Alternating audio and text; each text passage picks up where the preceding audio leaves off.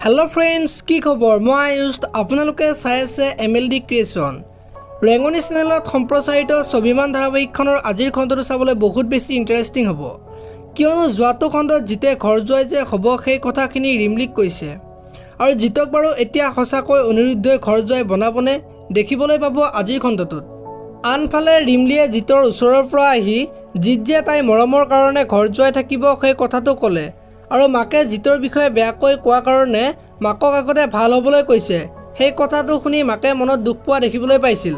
আনফালে যোৱাটো খণ্ডত অনিৰুদ্ধ আৰু আৰাধ্যা ফুৰিব গৈছিল ফুৰিব যাওঁতে আৰাধ্যাই অনিৰুদ্ধক দুখ নকৰিবলৈ কৈছে আৰু এতিয়াৰে পৰা ৰিমলি যে চকুৰ আগত থাকিব সেই কথাটো অনিৰুদ্ধক কৈছে জিত যদি ৰিমলিৰ লগত থাকে তেতিয়া হয়তো জিতে বৰ বেছি দিন যে অভিনয় কৰিব নোৱাৰিব সেই কথাটো কৈছে এতিয়া বাৰু জিতৰ আচল ৰূপটো ৰিমলিয়ে দেখিব নেকি দেখিবলৈ পাব স্বাভিমান নামৰ ধাৰাবাহিকখনত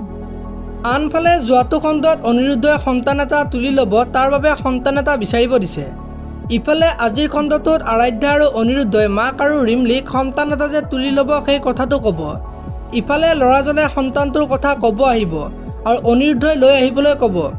আনফালে সিহঁতে ফুৰিব যাওঁতে লগ পোৱা ছোৱালীজনী লৈ আহিব আৰু সেই ছোৱালীজনীক পাই আৰাধ্যা বহুত বেছি সুখী হোৱা দেখিবলৈ পাব আনফালে দেৱে জিতক ৰাস্তাত লগ পাই ভাল হ'বলৈ সক্ষণি দিছে আৰু সকলো প্লেন উলিয়াই আছো বুলি কৈছে এতিয়া বাৰু দেৱে জিতৰ বিষয়ে কিবা ক'ব নেকি দেখিবলৈ পাব আজিৰ খণ্ডটোত আপোনালোকে স্বাভিমান নামৰ ধাৰাবাহিকখন চাই কেনেকুৱা পায় কমেণ্ট কৰি জনাব